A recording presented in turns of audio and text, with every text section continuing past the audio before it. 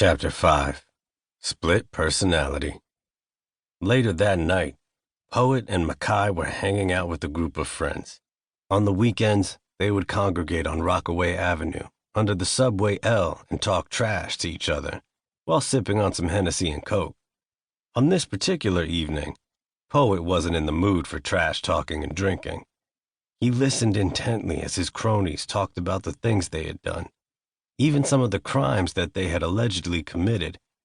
He chuckled to himself as they talked about what they would have done to this man and that one, not realizing that they were standing in the very presence of a certified killer.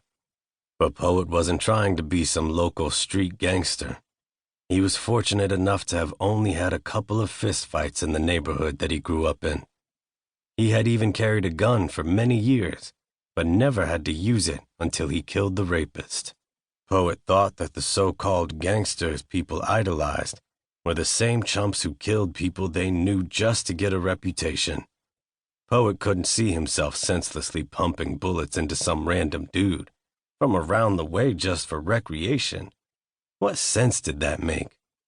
In doing that, he would only end up with major beef or an asshole full of time in jail.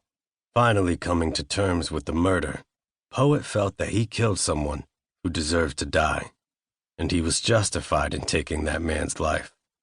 Plus, killing someone he didn't know or no one cared about just made it even easier to deal with. In the month that had passed, Poet went from being regretful to feeling quite heroic. There was no time for self-pity. He also decided that it was time to take matters into his own hands and serve the criminals who corroded his neighborhood with some hood justice. This was where justice was served on the street with the perp looking down the barrel of a gun and not inside somebody's courtroom. The only punishment for their crimes would be death. "Yo, Poet, what the hell is up with you?" Mackay said, alarming his daydreaming friend. "You've been off the radar all day. Are you all right?"